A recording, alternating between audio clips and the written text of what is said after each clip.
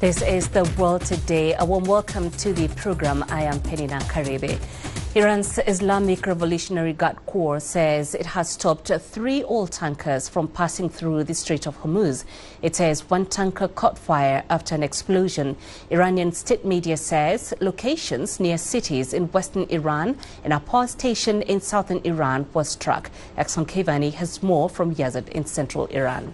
What we're witnessing on the ground here in Iran is a steady expansion of U.S. strikes, with new cities being added to the target list almost daily. Early Wednesday morning, the entire southern provinces were hit, along with areas in the west and northwest. This time, there was a new twist. Air defense systems went active in the capital, Tehran, for the first time during the past 11 days, and the sound of interceptions echoed across the capital.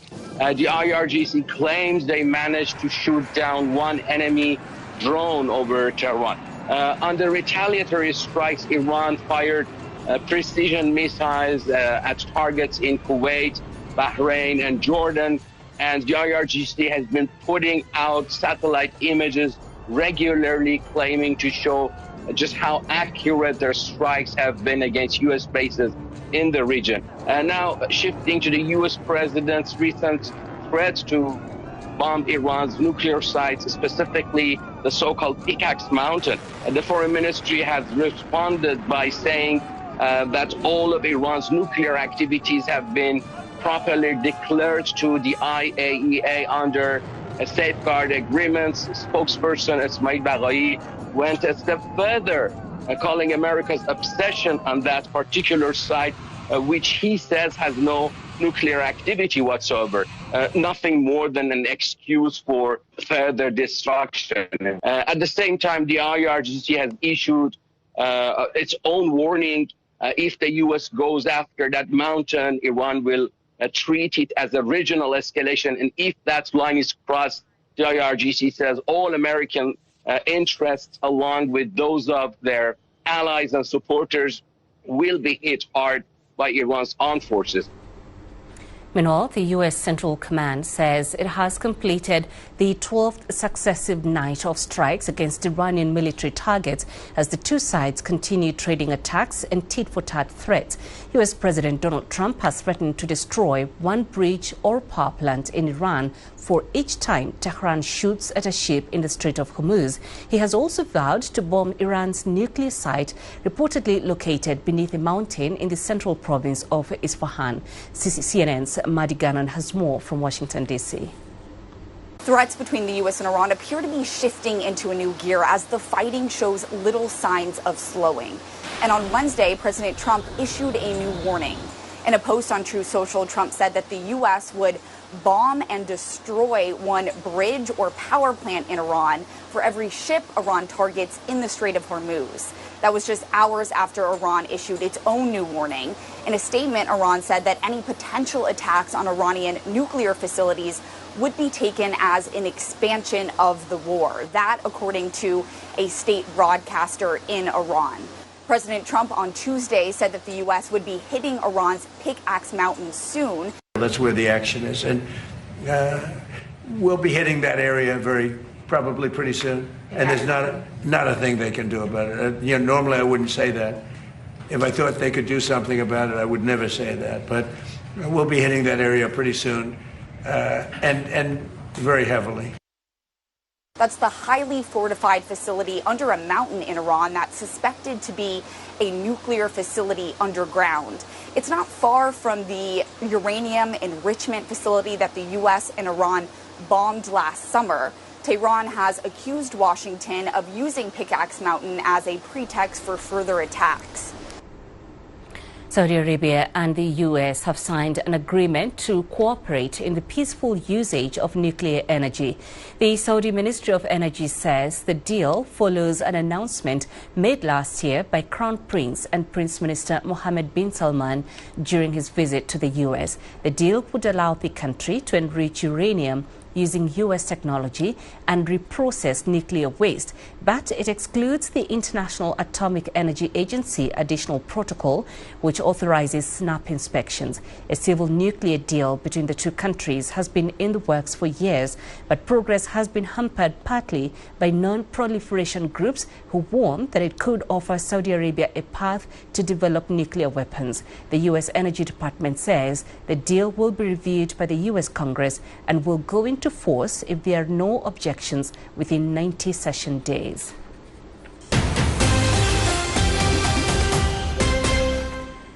Chinese Foreign Minister Wang Yi has wrapped up a packed visit to Manila for the gathering of foreign ministers of the Association of Southeast Asian Nations, ASEAN. Wang Yi held bilateral talks with his counterparts from several countries, including the UK, US, Philippines and India. As Ryan Meltzer reports from Manila, some positives came out of those meetings, even with countries with whom relations are often strained. I have the honor to welcome the ASEAN Regional Forum and East Asia Summit Foreign Ministers meetings Thursday brought together the 11 ASEAN members and their dialogue partners, including the East Asian countries, the US, Russia and the EU. And by organizing gatherings like these, ASEAN facilitates a large number of bilateral talks. ASEAN has this, what we call the convening power. It has the convening influence, bring people together. Yes, it helps in many ways to resolve disputes. China and the Philippines met here amid heightened tensions after maritime confrontations this week in the South China Sea, with Chinese Foreign Minister Wang Yi saying it falls to the Philippines to make the correct, rational decisions about the path their relations will take.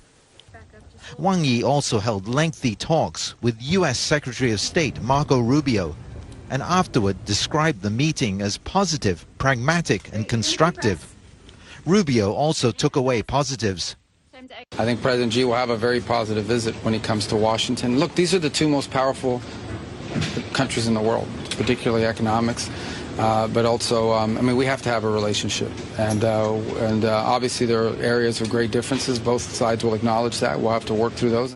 There's no doubting the long-term strength and stability, though, of the relationship between the convener, ASEAN, and China. They're each other's biggest trading partners, as well as having strong strategic, cultural, and people-to-people ties.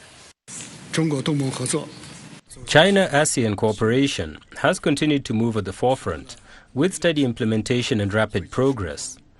It has achieved fruitful results that have benefited more than 2 billion people on both sides, while also making important contributions to peace, stability and prosperity in the region and the world. Strengths that are helping ASEAN and China together to cope with today's testing geopolitical and economic climate.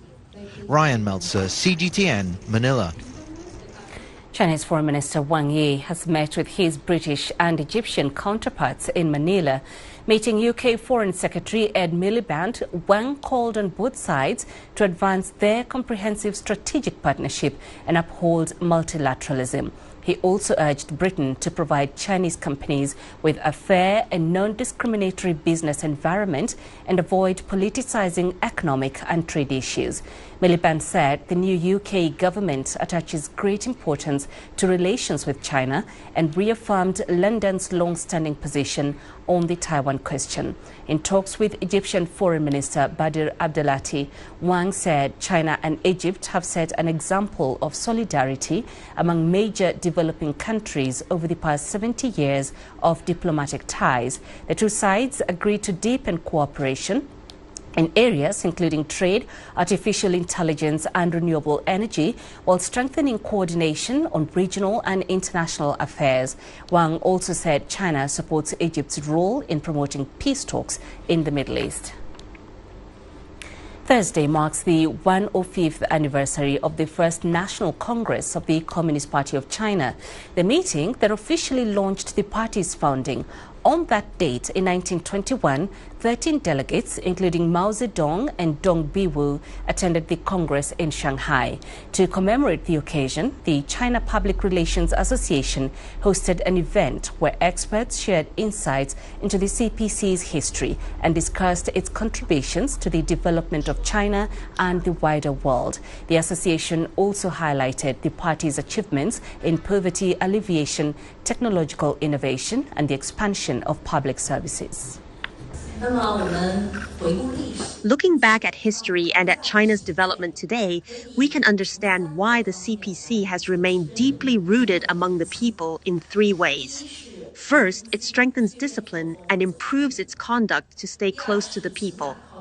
Second, it builds trust by connecting with the people through concrete actions. Third, it formulates and implements policies that respond to the people's needs. Staying close to the people, integrating with the people, and remaining firmly rooted among them together explain the party's strong public foundation. In Sudan's capital, tea ladies have been part of the rhythm of city life for decades, serving hot drinks and supporting their families through small businesses. As refugees gradually return to Khartoum, many of these women are reopening their stalls despite difficult economic conditions, as Naba Muhyiddin reports. Christina Jadallah starts her day early. Like thousands of Sudanese women, selling tea provides the income that keeps her family going. The war forced her to leave Khartoum and shut down her small business. But since the Sudanese armed forces recaptured the city last year, more people are returning to the capital. Christina is one of those who have come back, hoping to rebuild her life. But restarting has not been easy. The prices of sugar, tea, milk, and charcoal have risen sharply, while many customers have less money to spend. Every cup she sells is part of daily struggle to earn enough to cover her costs and support her family. Despite the challenges, returning to work is about more than earning an income. My tea stall has become a place where neighbors, workers, and passers-by gather once again. Normal life is slowly returning to parts of the city. Across Khartoum, tea ladies are playing a quiet but important role in reconnecting communities. Their difficult return to business reflects both their resilience and the challenges of rebuilding livelihoods. As formal businesses continue to recover, small enterprises like tea stalls remain an important source of income and a key part of the city's economic revival. Economists say Sudan's informal sector has long provided jobs for millions of people, particularly women. My kids want an education, a home and food. We need to work in order to afford everything. Everything is very expensive now and our income is low, but I don't have options. For Christina, each cup of tea represents more than a sale. It's a small step toward rebuilding a livelihood. And I remember that, despite the hardships of war, many Sudanese are determined to start again. Naba Muhyiddin, CGTN, Khartoum, Sudan. And that's it for this edition of The World Today. I'll be back shortly with more news from across the continent in Africa Live. I'll see you in a bit. Thanks for watching.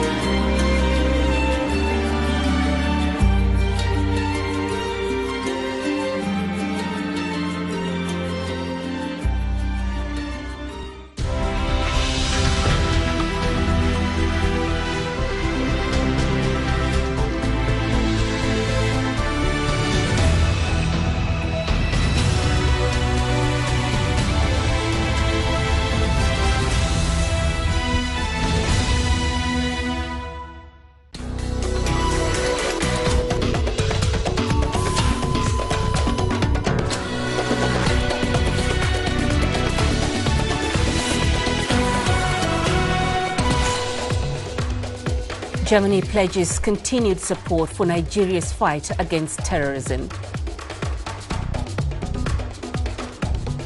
Kenya's High Court began hearing case regarding a controversial US-backed Ebola quarantine facility. And today we highlight the situation in Algeria as heat waves sweep across northern Africa. This is Africa Live. A warm welcome to the show. I am Peninah Karibe. Let's have a look at other stories coming up this hour. In business, South African rand holds steady ahead of key central bank decision. In sports, CAF doubles the prize money for the 2026 Women's Africa Cup of Nations. We begin in Nigeria, where at least 20 people have been killed after attacks on several villages in Zamfara state. The latest attack comes amid rising violence in northwestern and central Nigeria, where armed gangs, locally known as bandits, have carried out repeated raids on villages, stealing livestock and kidnapping people for ransom. Meanwhile, Germany has pledged continued support for Nigeria's fight against terrorism and violent extremism. During a visit to Abuja, German Foreign Minister Johann Wadephul announced $11.7 million in funding to help people displaced by Boko Haram and Islamic State-linked militants return to their communities. The two countries also pledged closer cooperation on security and trade.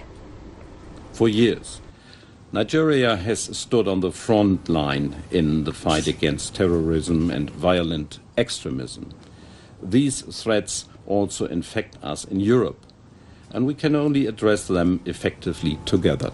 Nigeria is already Germany's second largest trading partner in sub-Saharan Africa, and our bilateral trade grew by around 10% last year.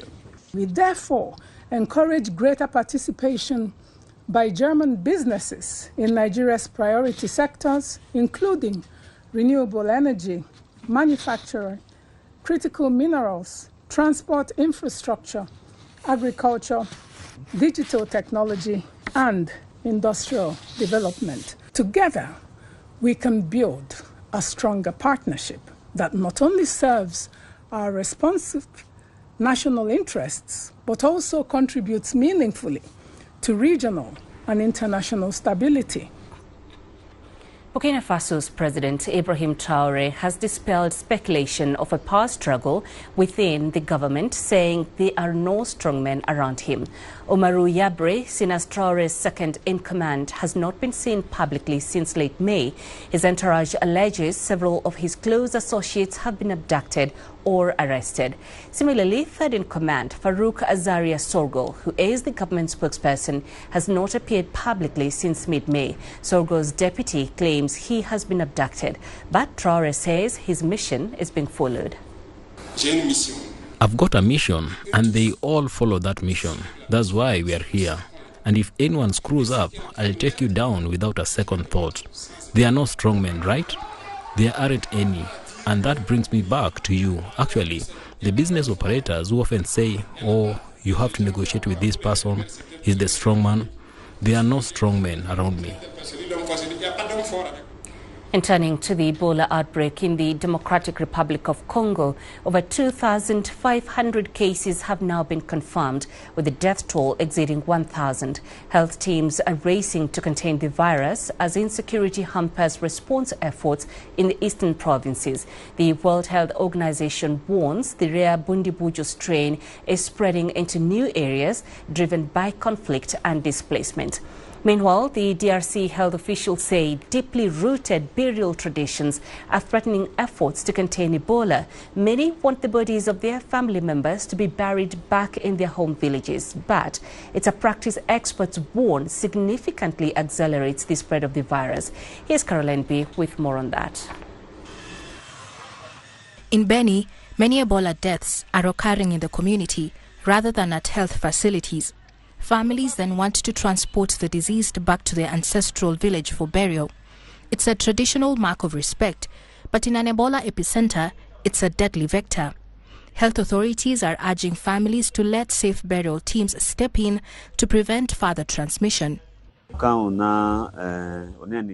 During an outbreak, the risk is extremely high. And in this 17th outbreak, authorities have implemented measures. They have restricted the movement of bodies between health zones, regardless of the cause of death. Every death must be investigated and tested before the body is released. If the result is negative, the family can proceed with the funeral. But if it is positive for Ebola, trained burial teams accompany the family to ensure a safe burial.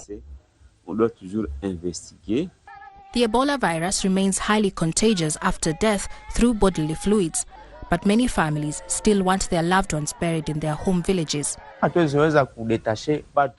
You can't separate people from their culture, but authorities need to be more rigorous. If someone dies in Beni and must be buried in Butembo, authorities must ensure transporting the bodies doesn't spread the disease. If they can't guarantee that, then body transfers should be suspended until it's safe. In Beni, every day safe burial teams receive reports of new deaths. Their work includes securing suspected or confirmed Ebola victims for burial, often while facing resistance from grieving families. The precautions our teams take during the epidemics involve use of full personal protective equipment to reduce the risk of infection as much as possible. There is never zero risk. But these measures are essential to protect those handling the bodies. The International Organization for Migration warns that moving bodies between regions could accelerate the outbreak. It says nearly 2/3 of Ebola deaths are occurring outside health facilities, making surveillance more difficult. The UN agency says it has already intercepted 105 bodies at checkpoints while attempting to cross health zones. It now warns that without full community cooperation on safe burials, containing the virus will remain a steep challenge. Caroline B., CGTN. A Kenyan court is currently hearing a case against the Kenyan government regarding a controversial US-backed Ebola quarantine and treatment facility in an Air Force base in central Kenya. The US government was building a 50-bed isolation unit for asymptomatic US nationals exposed to the virus in the DRC. But the High Court blocked the construction and barred the transfer of Ebola-exposed or infected persons to the country pending a full hearing. However, recent reports have emerged of 7 US nationals currently being quarantined at the facility. Kenya's Health Minister Aden Duale has declined to confirm or deny these reports. Instead, Duale says the government complied with the court order halting construction of the facility, despite a US-based charity confirming that its members are there. CGTN's Robert Nagila reports. It was the Kenyan government's first response to reports that 7 Americans involved in the Ebola response in the Democratic Republic of Congo had been quarantined at a US facility inside Laikipia Air Base. Health Cabinet Secretary Aden Duale speaking at an event at Nairobi's Jomo Kenyatta International Airport. But as the Minister for Health, the day I appeared before court, what I said is what is happening. We have complied with the court order, and that matter is active in court. I don't want to discuss much further. In May, the High Court issued conservatory orders halting construction of the US-backed facility at Laikipia Air Base in central Kenya. The court later ordered the government to disclose details of the agreement within a week. Construction, however, continued, and the Health Ministry was subsequently found in contempt of court.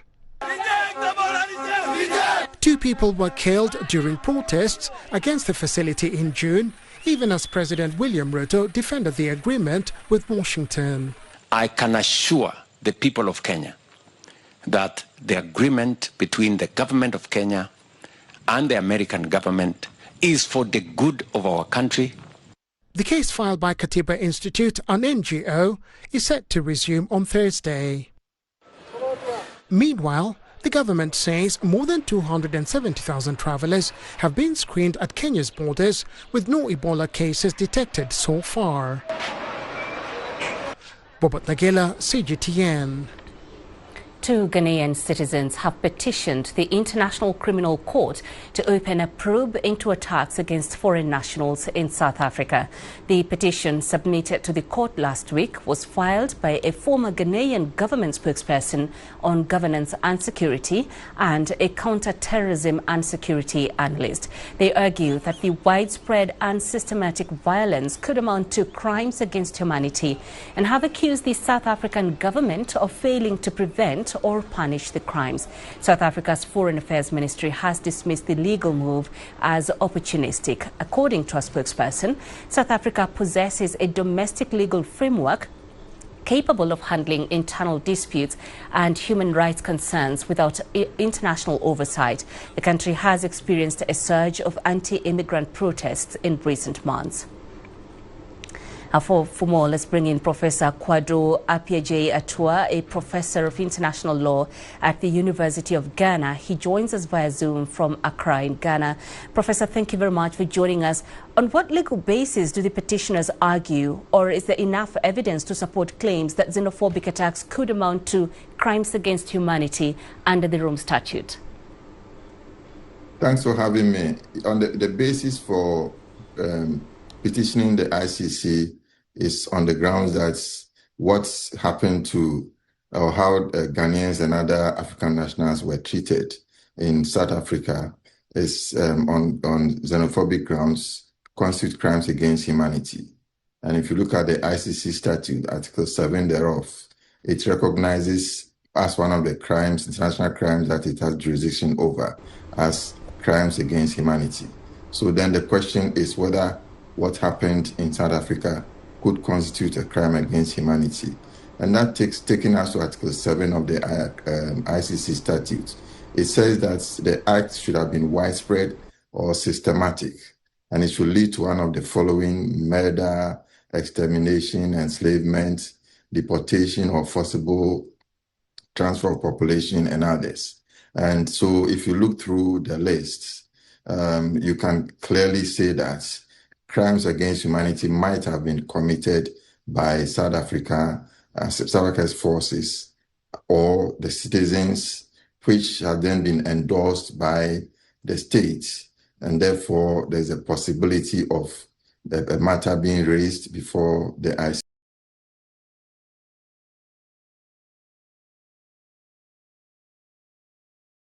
ICC. Seriously. Of course, it has helped to repatriate a large number of Ghanaians back to Ghana. But this is in terms of protecting the Ghanaians who were left there. But in terms of confronting the South African government and making it aware of a violation of its international obligations towards citizens of Africa, that has not been very clear and direct. And therefore, that gap has led to the individuals deciding to take this action against South Africa on behalf of the victims of the xenophobic attacks. If the ICC declines to proceed, what alternative legal or diplomatic avenues remain available to the petitioners and the affected victims? Well, it's likely the ICC will take interest in this matter. Of course, the process is that the matter will go to the office of the prosecutor, who will institute investigations into the matter. If enough evidence is found that crimes against humanity might have been committed, then pro prio motu, on its own, the office can initiate investigations into the matter. But if enough evidence is not found, it is only at that stage that the matter can be closed. So it is not a question of whether it is an individual or a state that is bringing up the matter. At the level of investigation, individuals can ask the prosecutor to do that. Now, if that should fail, there are other options available to the petitioners or other victims of the xenophobic attacks. This is probably where the petitioners may have also gone first. That is the African Commission on Human and People's Rights, where individuals can directly go to court and go through the full process of being involved in the court process, instead of to the ICC, where their involvement is only limited to the investigation stage. and then also they can go to the African Court of Human and People's Rights. But here, why these individuals didn't go there, I'm just conjecturing, might be the fact that because the Ghanaian government has not taken that keen interest in bringing action against South Africa itself. The fear is that they don't have that trust in the African institutions and systems put up in place to deal with this matter. That is why they might have decided to fall on the ICC. Professor, thank you for those insights. That's Professor Kwado Apiaje Atua speaking to us there from Accra in Ghana. Thousands of foreign nationals continue to leave South Africa, many with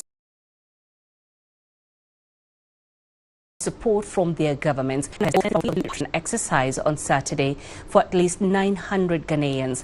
Nigeria concluded its evacuation efforts last week, bringing back a total of over 1,400 of its nationals. Uganda completed its first phase of repatriation for more than 1,100 of its citizens. Mozambique, Zimbabwe and Malawi are still actively conducting land repatriations as they share direct land borders and transit corridors with South Africa.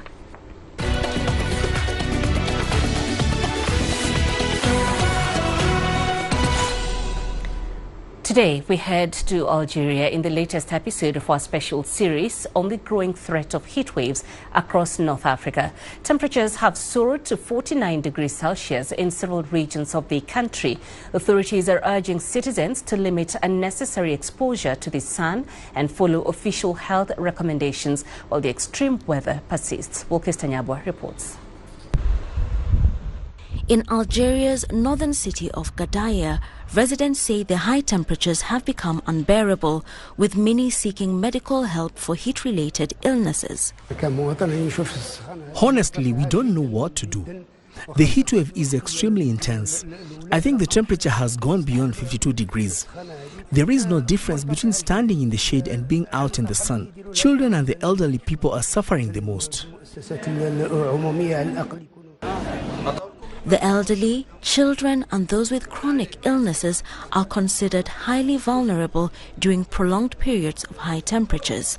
Health officials are urging residents to remain vigilant and follow basic safety measures. I advise people to drink water regularly throughout the day to protect themselves from severe dehydration. They should also avoid direct exposure to the sun and stay in cool places, especially during the hottest hours of the day. It's important to wear light, loose-fitting, light-colored clothing that reflects the heat. Finally, postpone any strenuous outdoor activities until the evening to stay safe. As temperatures soar, so does the demand for frozen treats. Businesses that sell refreshments have seen a noticeable increase in customers during the heat wave. I have been running this shop for many years. This time many people have been coming here to cool down with cold drinks, desserts and ice creams. Our biggest problem is the repeated and unpredictable power outages. For us, that's a real disaster. The prolonged heat wave has increased pressure on electricity networks across parts of Algeria as households and businesses rely heavily on air conditioning and refrigeration systems. Meteorological authorities have issued repeated heat wave alerts, warning that the situation is expected to continue across much of the country. Wilkes Tanyabwa, CGTN. We continue with a special focus on the impact of conflict on African heritage. Our second episode takes us to the DRC, where decades of fighting have not only internally displaced an estimated 3 million people, but has also fragmented the transmission of cultural heritage from one generation to the next. Here's Caroline B. with more. After fleeing the fighting between the Congolese army and the Allied Democratic Forces rebels in Oicha of North Kivu province, Georgine Kavira Mawazo has been trying to rebuild her life. She sells a traditional drink called mandale in the Mugunga neighborhood of Goma. But behind her will to survive lies a deep pain. She lost contact with her children during her flight and now fears that they will grow up without knowing their culture and their origins. The traditional language is the first thing children should learn so they can understand their roots. But we haven't been able to teach them our language because of our separation. We no longer know where the children are, nor where the other family members are. Sometimes the children no longer know where their mother or father is. This makes it difficult for them to learn their language and customs. They grow up only with the customs of the place where they found refuge. This is the plight of millions of internally displaced Congolese. As families are torn apart, the link between generations is broken, limiting access to ethnic languages, traditional stories, and cultural identity. Elders, seen as guardians of collective memory, can no longer pass down vital knowledge and traditions. Mawazo has been separated from her 5 children since 2014. She does not know where the rest of her family is. It was our parents who passed down our culture and traditions to us. They taught us about our origins so that even after they are gone, we can continue to preserve this heritage and pass it on in turn. But with the wars, passing it on has become difficult. Families have been torn apart. A child flees in one direction, a mother in another. Sometimes because of these separations, they never find each other again. The children grow up without truly knowing their origins and risk forgetting their community's culture. But it's not just parents who are feeling the pain of separation. Young people like Bianfei Banda are growing away from their roots and identity as they find themselves far from their families. I am from Kisangani. I ended up in Goma because of the conflicts and military movements. Today I no longer have the chance to go back there so that my parents and the elders can continue to teach me our traditions and culture. Even if I wanted to, it would be difficult because those who could teach me our culture, my grandparents, are no longer here. Despite several peace efforts, fighting continues in the DRC's restive east. And as elders die, passing down cultural values becomes harder across a scattered population, eroding a heritage built across generations. Caroline B., CGTN. Egypt has reopened one of its most important heritage landmarks, the newly restored mausoleum of Sultan Al-Sharaf Karibe. The UNESCO-listed monument is famous for its intricate stone dome featured on the country's £1 banknote. CGTN Sophia Shimechero has more. The reopening of the Mausoleum Dome of Mamluk Sultan Al-Ashraf Karibe in historic Cairo comes after years of rehabilitation. The restoration is a collaboration between the Egyptian Ministry of Tourism and Antiquities, the United States Embassy in Cairo, and the local conservation firm Akinos Architecture. It took us 2 years work. It took us a lot of people who worked, but I'm very happy that it ended up with such a successful event like today. The restoration has brought the monument's features back to life, including a richly decorated prayer niche, intricate marble work, and masterful craftsmanship. Sultan Karibe was a great patron of architecture. He had buildings all over Egypt and beyond Egypt, and this complex is one of the examples of the beautiful architecture that he was responsible for. Egypt's tourism ministry says it will continue to make efforts to preserve its cultural heritage. As long as it is an antiquity, as long as it is a site registered as an antiquity, as long as it is a heritage site, as long as it is a historic place, we have a commitment to restore it and keep it in the best possible condition. The mausoleum is the centerpiece of the funerary complex of Sultan Karibe, built in the 15th century. As one of the finest examples of late Mamluk architecture, it is expected to draw in visitors interested in Egypt's cultural heritage. Sophia Shimechero, CGTN. This is Africa Live. Coming up in business news. South African brand holds steady ahead of key central bank decision. From insurgencies and mass kidnappings to banditry and deadly communal clashes, Nigeria continues to grapple with a growing security crisis. The impact is far-reaching. Beyond the human cost, insecurity is threatening Nigeria's stability. But what lies at the heart of these challenges? Are deep-rooted historical divisions, economic hardship, and the legacy of military rule fueling today's threats? And what is being done to address them? Security officers are working day and night, 24 hours, to solve this problem. The government in Abuja points to several approaches, including expanded security recruitment and international defense partnerships. But are these measures enough? Join CGTN Africa as we investigate Nigeria's evolving security landscape to uncover the realities, challenges, and possible solutions.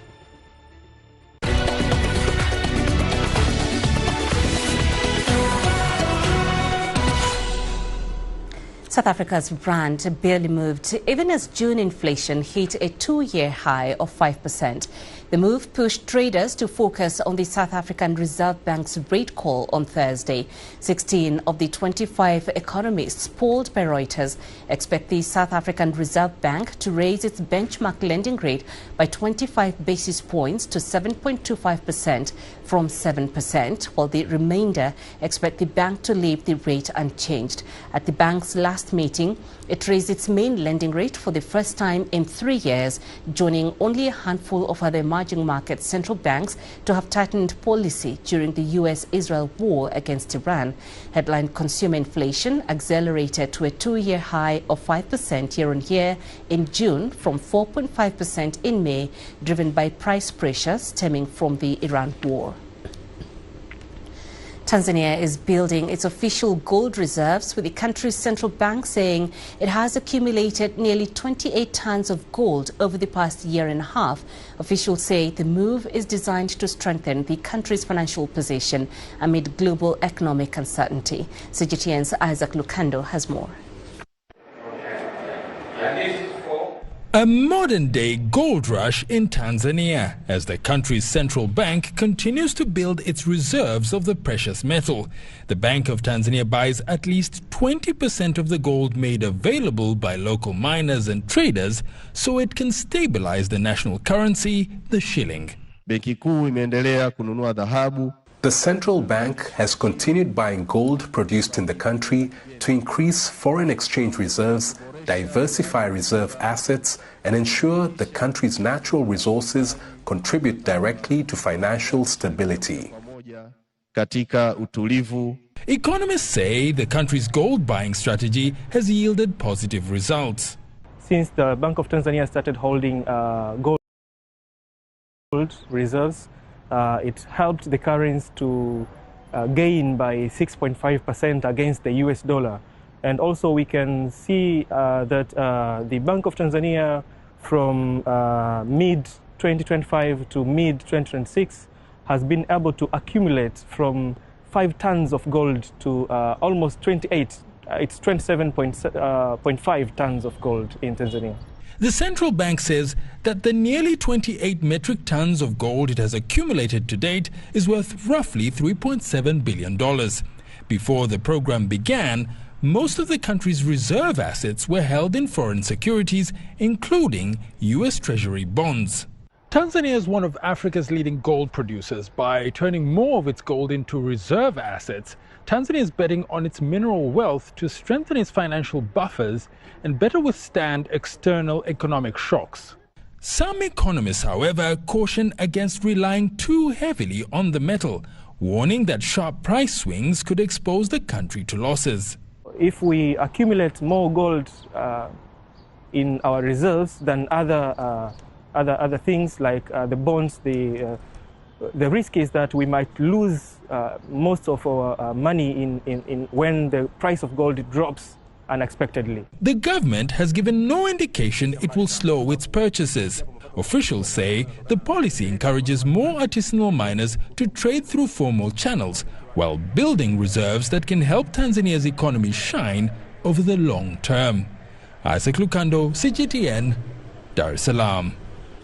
The Bank of Ghana has maintained its benchmark interest rate maintained at 14%. The decision was driven by the need to anchor inflation, which had recently experienced a mild uptick while monitoring global geopolitical tensions and rising energy prices. The committee kept borrowing costs unchanged after balancing resilient domestic macroeconomic indicators such as a 6.4% GDP growth in the first quarter against external economic pressures. Tunisia is enduring severe economic strain as soaring temperatures drive electricity demand to record heights. Strategic rolling blackouts are reported to be crippling businesses and homes across multiple regions, compounding widespread water disruptions. CGTN's Adet Shawashi reports. Record-breaking summer heat waves have pushed Tunisia's power grid to its absolute limit. To prevent a total system collapse, state authorities have enforced rolling blackouts during the peak heat of the day. The state is seriously failing its citizens. As you can see, the heat is unbearable, yet they cut the electricity at midday. They do not consider whether a household has an elderly woman relying on oxygen or a sick person. The economic fallout is hitting small businesses hard. In local markets, erratic supply surges are destroying commercial appliances and spoiling temperature-sensitive inventory. When the electricity is cut, what are we supposed to do? Throw everything away? Shop owners don't have the means to replace what they lose. Food, chocolate and other products spoil. People cannot live like this, damaging all the equipment I depend on for my business. Energy analysts warn that the current deficit is structural, exposing a grid entirely unequipped for climate-induced consumption spikes. Nearly 50% of the electricity consumed in Tunisia during the summer is used for air conditioning. The country's electricity infrastructure was simply not designed to cope with such high demand. The escalating crisis has triggered political blowback. President Kais Saied is demanding state accountability as public outrage mounts over the synchronized outages. Power cuts can happen at certain times, and that is not unusual. What is not normal is this frequency across so many regions and often at the same time. Those responsible must take responsibility and find solutions. While coastal residents can escape the Mediterranean to cool off, inland communities remain trapped, completely dependent on an unreliably powered grid to survive the heat. The summer's heat wave has exposed the strain on Tunisia's electricity network. Strengthening the grid will be key to meeting future peaks in demand. Abdel Shawishi, CGTN, Tunis. U.S. Trade Representative Jamieson Greer says he hopes to strike interim trade deals with Mexico and Canada by the end of the year. He also says negotiations with the two nations on tougher issues, including on autos, labor and environmental standards, could bleed into next year. Greer's comments follow U.S. President Donald Trump's announcement to impose an additional 50% tariff on certain Canadian goods. On July 1st, Trump also decided to not renew the U.S. Mexico-Canada trade agreement, triggering its 10-year countdown. Jagruti Davi reports from Washington. From hockey sticks to wine, they're on the list of more than 500 Canadian products hit with new 50% US tariffs, which go into effect on August the 19th. The Trump administration claims Canada discriminates against key American industries: dairy, cars and alcohol. Canada's Prime Minister called the latest levies a direct violation of the US-Canada-Mexico trade agreement. Mark Carney says he was intensifying USMCA negotiations with Donald Trump in the coming weeks, even though Canada is excluded from US-Mexico talks underway in Mexico City. US Trade Representative Jamieson Greer told a Senate Finance Committee he doesn't want trade with Mexico and Canada to benefit other countries like China or Vietnam. And while the US-Canada trade relationship won't be rebalanced overnight, He's hoping for progress. I'm hopeful that before the end of the year, we can have at least options for President Trump and the leaders of Canada and or Mexico to consider potential interim arrangements or things that Canada can do on the one hand and Mexico can do on the other hand to strengthen enforcement, to improve their commitments toward us, and to make sure that we're managing all of the trade issues. With an annual turnover of around $1.6 trillion, many industry groups warn the USMCA is vital to keep North America in the driving seat in the global market. Jagruti Dave, CGTN, Washington. Brazil has unveiled credit relief worth 18.5 billion reais or $3.6 billion for exporters affected by the U.S. tariffs. This third phase of the government's credit scheme addresses a new 25% duty imposed by the U.S. on some Brazilian exports. Brazilian President Luiz Inácio Lula da Silva says the fund will help affected exporters diversify their markets. He added his government has sought dialogue with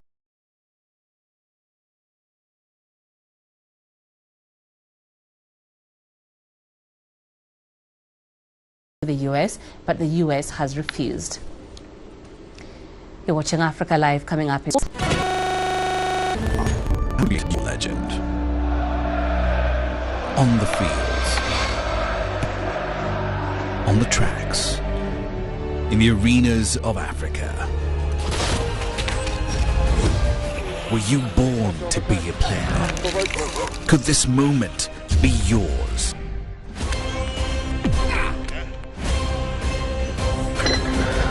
Sports Scene. Find your game.